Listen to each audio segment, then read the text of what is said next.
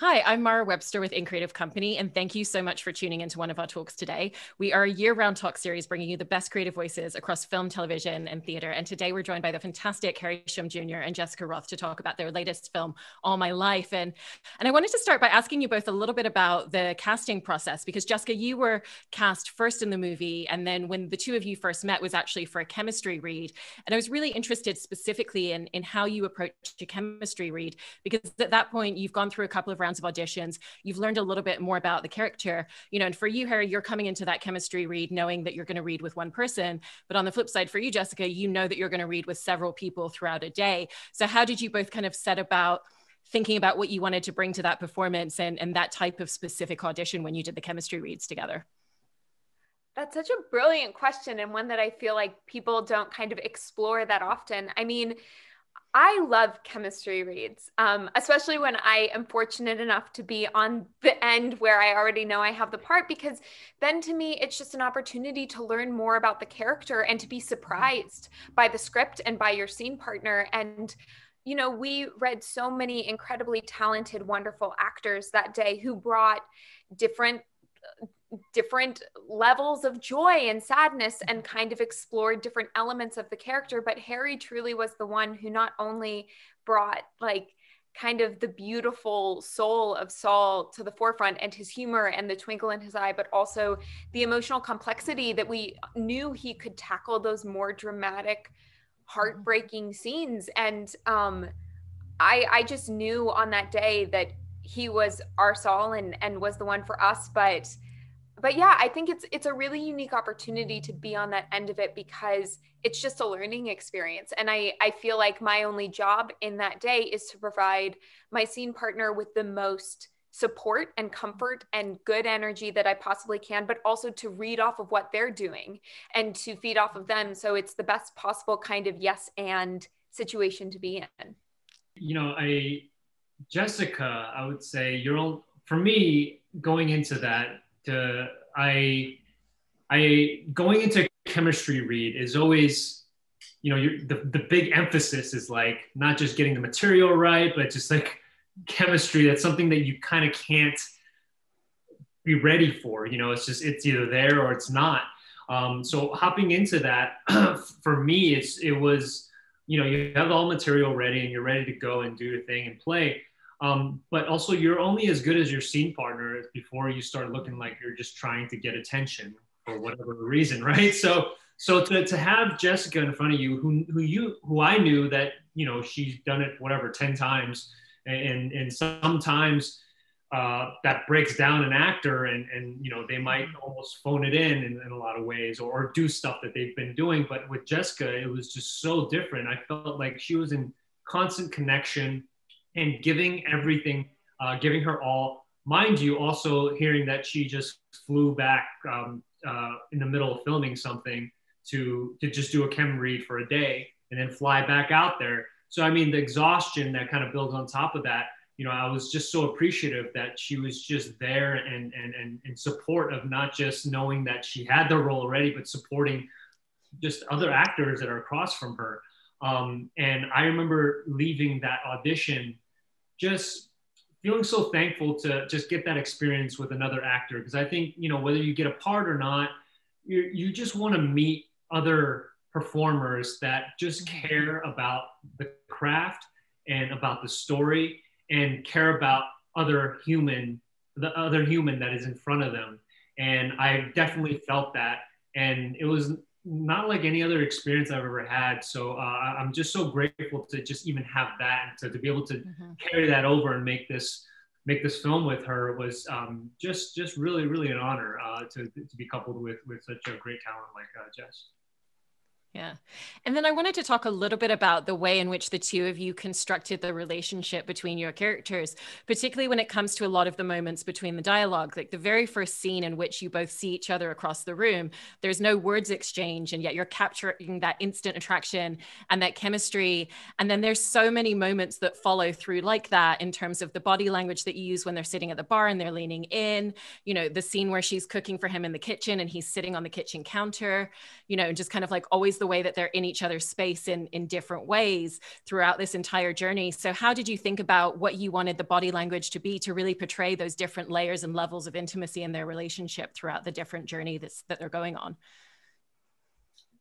Wow, that's, it's a really good question, because we, specifically in the bar scene, where a lot of it has to be through the physicality of conveying this, whether attractiveness or wanting to get closer like a rubber band, but realizing that, you don't want to be that weird creep that just gets too close to someone that you're interested in. But, I think Jessica and I, during that moment, we knew what we needed to do, but also there were moments where like something isn't right now. And to be able to give in that time to find it, and to find little gestures that, whether we're surprising each other or even suggesting some things to each other to give a go and see if it works, was really, really helpful, because, you teeter the line of, if it's being said, then it becomes really corny. But if it's, the gesture is too big, then, you're overemphasizing kind of this telegraphing this thing that just comes off as I don't know, bad acting or whatever. But the ability to have a partner that is just yes and constantly was just really, really helpful. And I credit that to Jessica really for having that environment on set. Well, that's so sweet, but it was also you. And I have to be honest, I personally I don't think I made a lot of conscious decisions about physical nature or proximity, because it just blossomed out of the relationship that we were developing on screen for Jen and Saul, and also the friendship that we were forming off screen. And we were lucky to have a week before we started shooting to kind of delve in and get to know each other and get really physically comfortable with each other. So the first time we had like hugged each other wasn't on set, so that there was that, because we both knew that in order to really honor Jen and Saul's story and kind of understand who these people were, that intimacy really needed to be there, and that comfort with each other. And we're also lucky because the way that their love story unfolds, they're two people that you feel like have always known each other, that are soulmates, that should be best friends. And so we didn't have to kind of block out if they feel uncomfortable or where they need to be. But I think it's a testament also to our director, Mark Myers, who kind of helped put us in physical situations where we could explore being around each other and being flirty or being coy or being very intimate. And, when you have a wonderful scene partner like Harry, who you feel safe with, it's very intimate. It's very easy to be open in that way. Mm-hmm. And then Harry, one of the things that I wanted to ask you about specifically was not just in terms of what you did to research what this physical journey would have been like for Saul, but the emotional impact that it has on a character, because again, there's so many different layers in the way that you portray it. At the beginning, he tries to pretend that everything's fine because he's concerned for people around him. There's the moment where he tries to push people away from himself, and so it's a real emotional journey that he's going on as well as a physical one. So what was that process in terms of understanding what those different moments and those different beats would be like, and then how that led into the choices that you made throughout your performance? Yeah, I think for part of it was a conscious decision to not give into what we usually will fall back onto, when we think of someone who's struggling with just these feelings that you might not want to unearth because you don't want other people to be bogged down by it, even though it's like when you're talking about terminal illness, it's, there's a lot of elements of people keeping how they feel emotionally about something or what it's doing to their bodies. And sometimes it's unexplainable when you try to explain it to someone. There's like, obviously there's that scene where he just can't even fully explain it. It's just the terrible feeling. And maybe it's the stuff that he can convey of things that does make him feel uncomfortable. But also, with Saul, it's just his energy is just so much positivity, and he's just radiating energy of making everyone else feel comfortable. And I think that does take a toll anybody who has that personality, wanting to make people smile. But I think it's the constant struggle, even during the wedding, of, do I get super emotional here, even though I know what I'm facing, but knowing that I can't have that be the moment, because this should be a memorable moment for both of them, and also for the people around watching. You're almost on a stage, and then the vulnerability that kind of he shows throughout the whole film. I think hopefully that people feel that, and Mark did a wonderful job kind of weaving that in and out, and so we can kind of at least feel a little bit of what Saul went through. Yeah. And then for you, Jessica, what was that journey similarly like in terms of just understanding the emotional experience of someone who's in that position within their relationship, where, they really want to be there to care for the person, and that in itself shifts the dynamic of the relationship a little bit, and sometimes they're allowed into the circle and sometimes they're pushed away from it a bit, and I know that you had conversations with Jen, who your character is based on, but were there also other elements beyond those conversations that were useful in understanding the emotional weight and what she was carrying as well? There really were. I know that there were elements of it that I drew on from personal experience, just from personal loss, and watching people in my life be a caregiver for someone who is ill, and the toll that takes as well on the caregiver as the person who is suffering from an illness, and how if you don't take care of yourself, you can really end up in a depleted state where then you can't care for your loved one. And so kind of having those conversations and thinking about it, and thinking about how it would be in my own life. When we filmed this movie, I was engaged to be married and I was planning my wedding. And so in some ways, all I had to think of was my own now husband being diagnosed with an illness, and the potential of losing him, and what that would be like, and the curveball that would throw me. And though in some ways that's just me imagining, and I'll never really understand the depth of it, the combination of that, Harry's wonderful performance, the connection that we were forming, the beautiful script that we were given, like all of those pieces kind of filled the pot and created kind of the broth, if you will, of the foundation of the performance that I could play around in. And I think a big part for me in this role was just being really present and breathing, and trying to be surprised and let myself go from extreme joy to despair, because I think that's very human and very, very much a part of this experience. And I know that Harry and I also talked about a lot the fact that we didn't want, once the film kind of turns the corner and we learn about Saul's diagnosis, we didn't want it to just become a wash of sadness. And so continuing to find those moments of joy and levity and love was something that I definitely thought about a lot, and that we used to ground us in that second half of the story. Yeah. And I love the way that you were just mentioning those moments where it does go from, levels of extreme joy to sadness within the same moment. And I think that's one of the things that you both pull into your performance really beautifully, is you have these really kind of harrowing emotional moments within the film, but then at the same time, there's also a comedic element that you manage to bring in. And I think there's such a skill in, even just within one scene, in a matter of seconds, being able to change what the entire tone and the entire emotional construct of that moment is. So how did the two of you approach, balancing the emotion with the comedy, and how those were going to coexist in a really cohesive way through your performances together? I will say that Jessica, and I've mentioned this about her before, is that she's really funny. She's really funny, but sometimes she doesn't realize that she's being funny.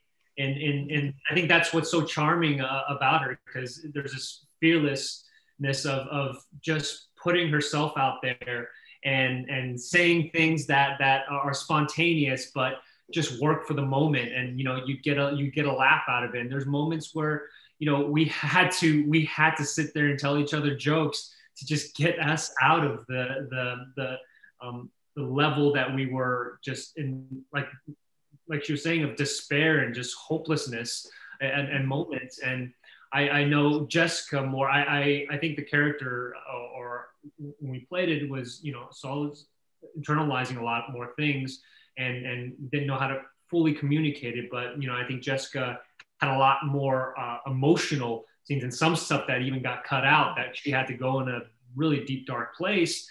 And I was there to support as much as possible whenever she needed me. Even stuff where she had to get it to a certain place, and she would tell me to say these awful things, and it's just whatever it was needed for us to get to that place. I was game, and she would do the same. So it was just a level of trust that I'm just so grateful for that we had. It really was a team effort in all of the emotional dark scenes and the joyous light scenes. Like, our incredible cast, I think, brought a lot of that levity, and we were lucky to be working with people like Jay Farrow and Kyle Allen and like SNL alums who do stand up and like tell jokes for a living, whereas if I ever had to do stand up, I would die. But so not only do we have those incredible performances and kind of the energy of that cast buoying us along, but as Harry said, there was so much trust between the two of us. And I think that that's when you can be your most vulnerable and when you can be your most spontaneous, for me, at least on set. And it really allowed me to go throughout those emotions and to really explore and not feel precious about anything.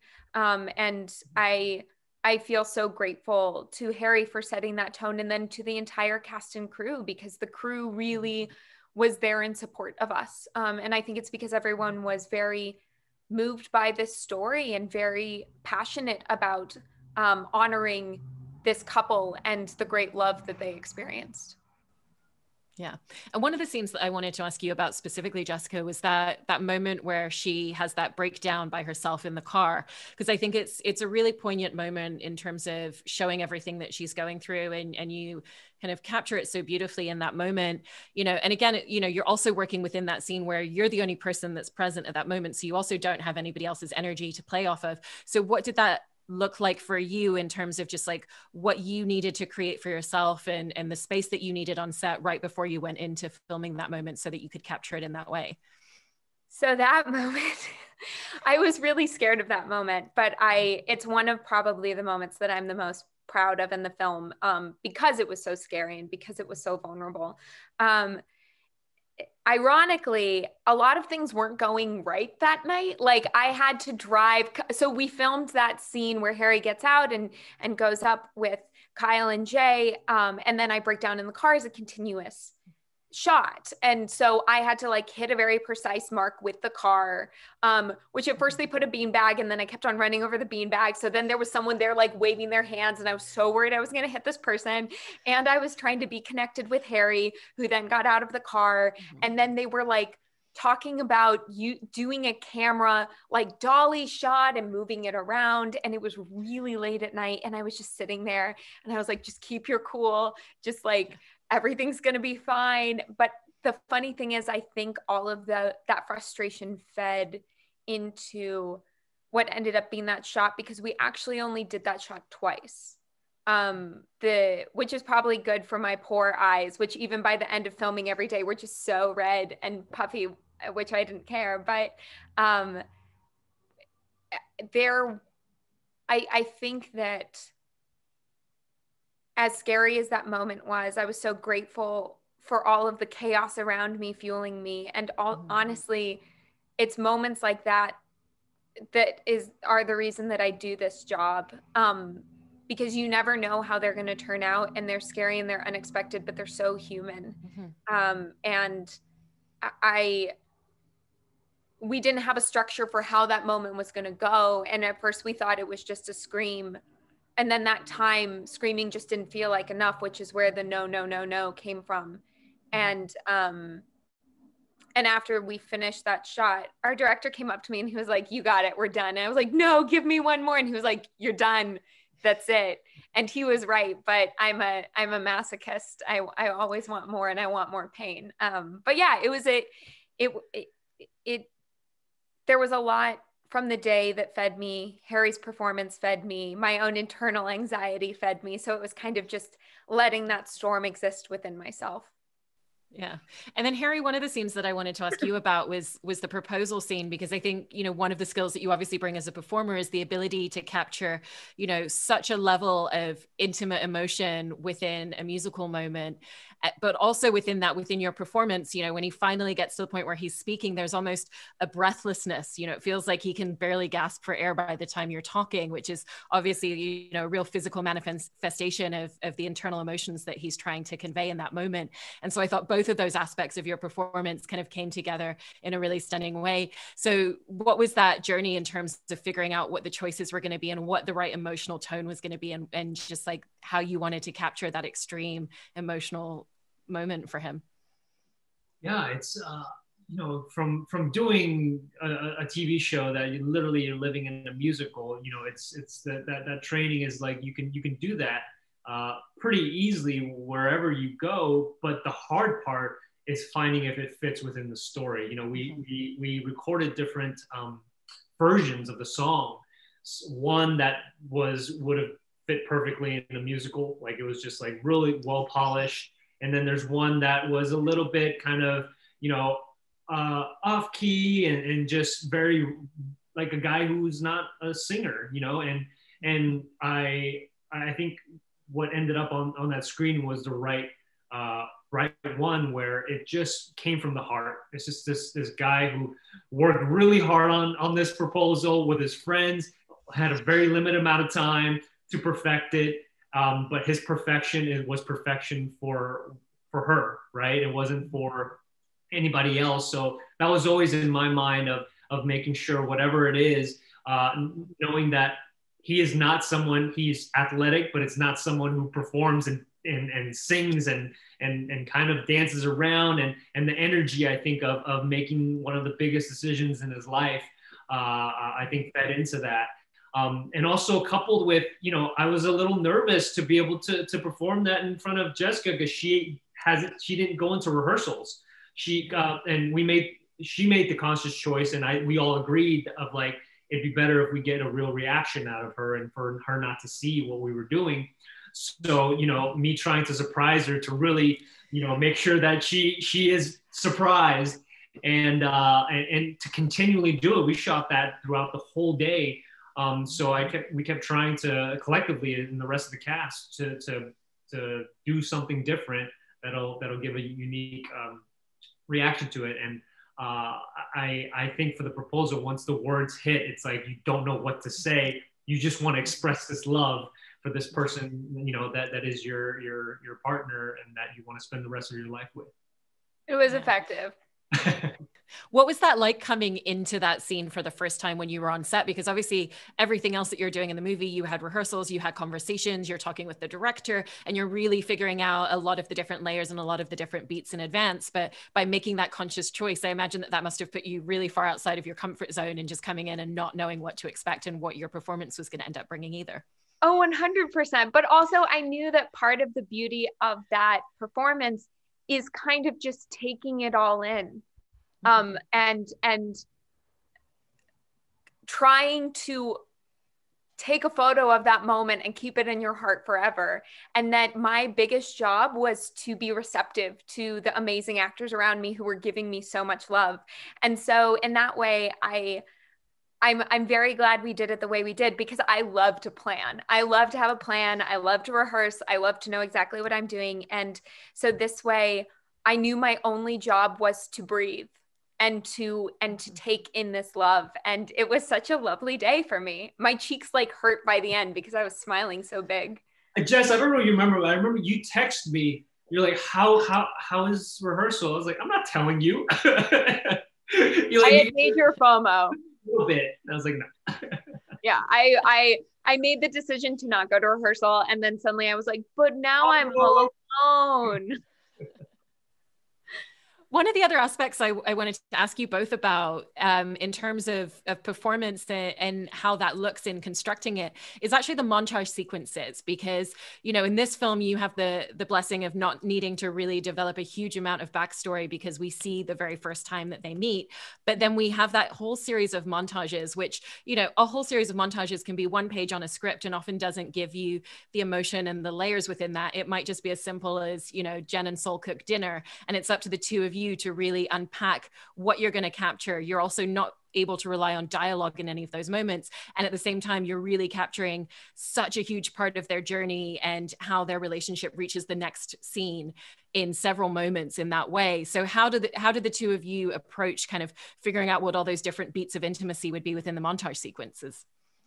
Well, we were really lucky because a lot of those montage shots are actually scenes that just there wasn't time for. So we kind of like, I shouldn't even tell anyone that secret because it's like, yes, we really mapped it out and we are geniuses, but it's like those were actual scenes with like beautiful dialogue. And some of them were actually moved around from different parts of the movie just because that's how storytelling works. And there's the movie you write, the movie you shoot, and the movie you edit together. And those are three different beasts. And I know that the montages that we did have to do, we did talk about mapping out kind of where they were in progression. I think we talked about that a little more in a montage that's actually not in the film anymore, which was kind of the montage of Harry's decline. In planning for the wedding and then afterwards, that there were a couple more beats in there that we shot as a montage that they felt like they didn't need. And there were detailed conversations and montages.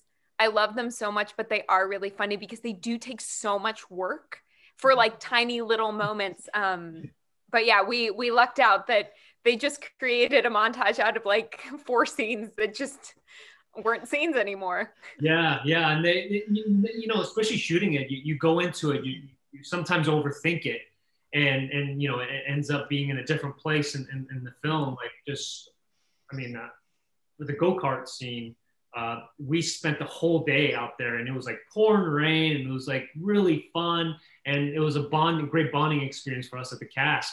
And that was actually in a different place in the film, and ended up working really well in the montage. And just spontaneous things that we did, like even reach out and hold each other's hands, and it was like, okay, yeah, well, that's gonna work with the montage.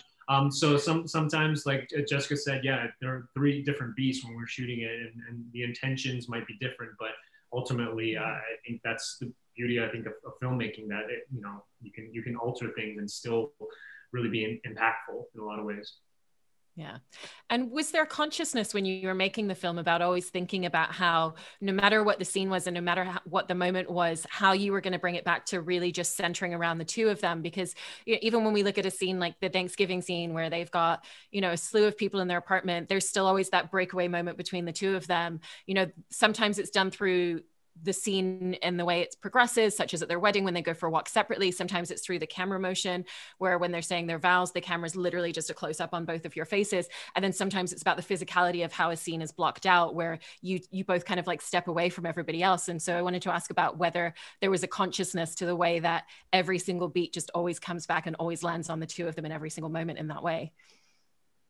Yeah, that's a really good question. I mean, we had a great DP, Russ Alsobrook, and Mark Myers.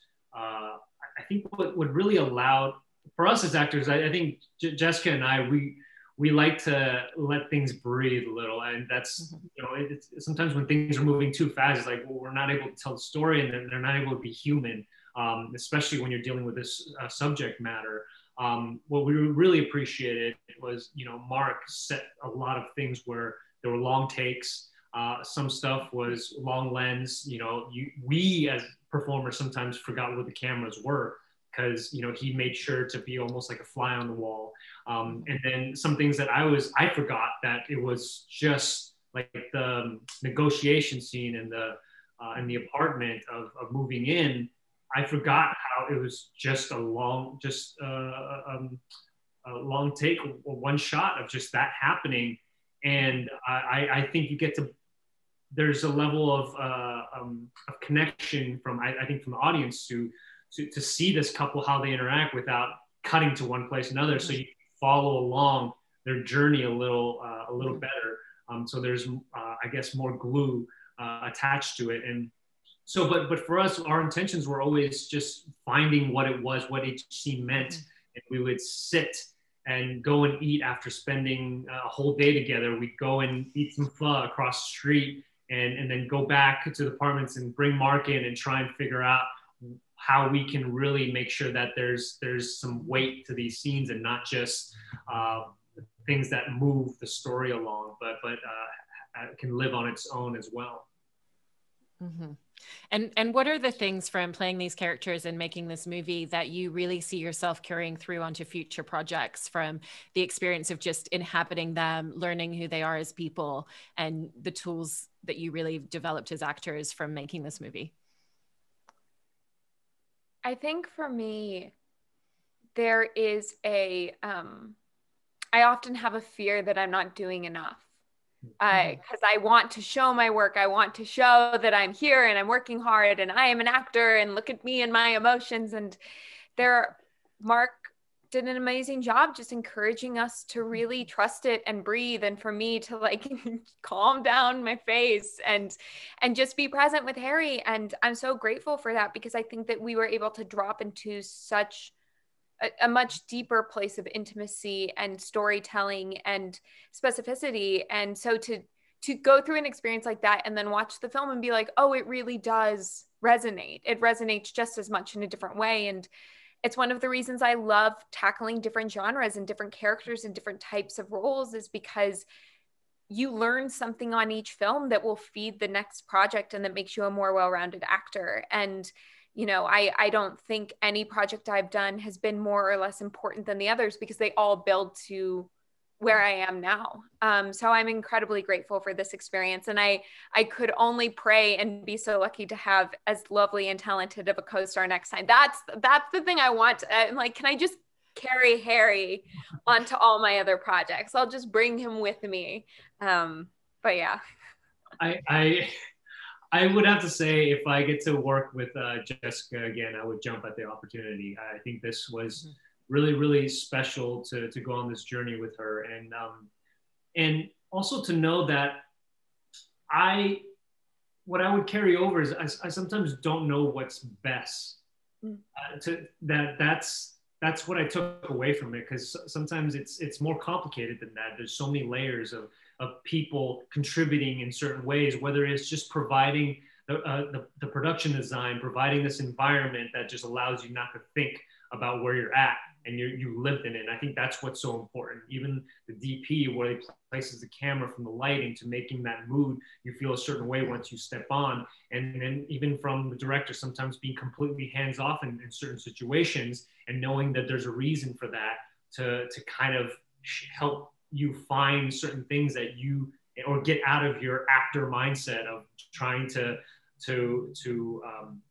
showcase too much. And like, kind of like what Jessica said, you know, I care too, sometimes I care too much about a project that you end up doing too much. And sometimes you caring enough already is just enough for you to just let go and be present with whoever's in front of you and the people around you, and knowing that you're also put in a position to be vulnerable in front of this weird place of lights and cameras and people messing with your face and hair, but knowing to turn it on and turn it off when the cameras are rolling, I think is something of that I'll continue to be a learning process of what little things you need to let go and what things you need to take a little more control of. But this experience alone has just made me also realize how important having a good human being in front of you and to go on this journey and have your partner in crime just be as in it as you want it to be. Mm-hmm. Well, it's so wonderful watching your dynamic together, and I'm now rooting for the two of you to be able to do more projects together as well. And thank you so much to both of you. Thank you so much. Thank you for having us. This was delightful. Thank you.